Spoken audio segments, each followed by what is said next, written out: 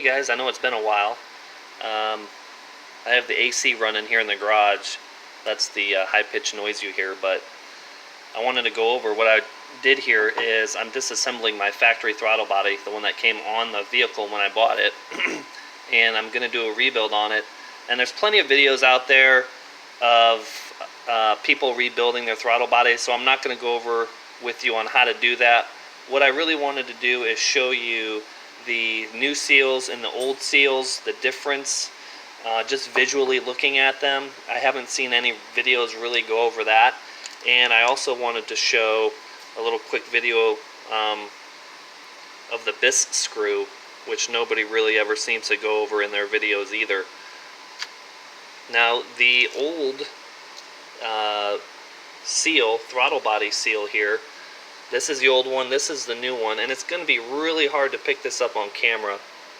But I'll try to get down in here, and maybe I can get a light on this.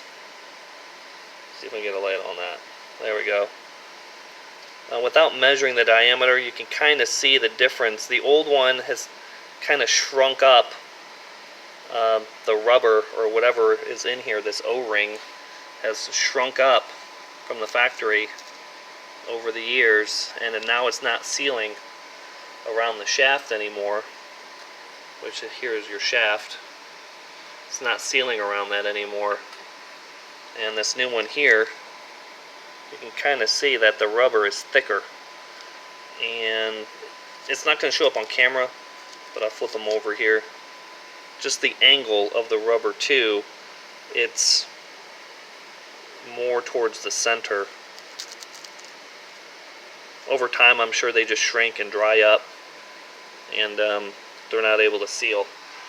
Mine were leaking pretty bad. Not so much on this side, but the throttle position sensor might have been kind of blocking some of that coming through. But on this side here with the spring, it was really leaking really bad right here. I'm going to replace both, and I should be good to go on this. I'll probably bolt this factory throttle body back down and take off the Kurt Brown throttle body that I had on there. It's a little sticky when you're driving it in first gear, and I don't really like that too much. And I'm only really giving up 2.5 millimeters over this one. I'll probably sell it. I don't really know yet. I mean, it's not going to do me any good by bolting when I bolt the factory one back on. I'll probably sell it.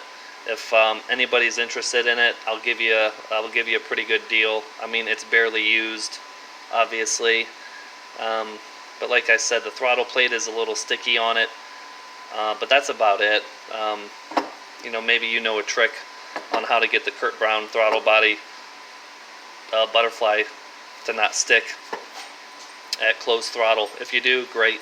More power to you. Save some money. But I just wanted to show these seals here real quick. And then this biss screw.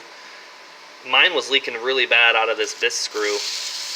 And I'm not quite sure what this thing does. I'll have to try to do a little bit of research on it.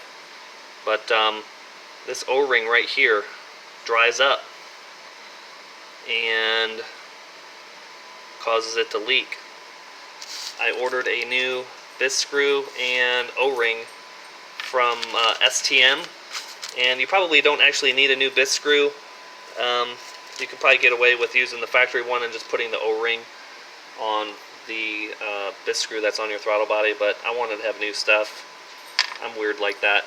I didn't want any leaks or anything like that. But that was it, guys. That's all I really wanted to show you. Tearing this throttle body down only took, after you get it off the car, it only took me 5 minutes to get to this right here. It's really easy.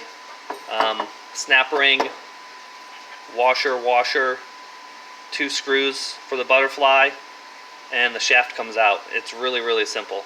And then I use a screwdriver to pop these out. Very simple.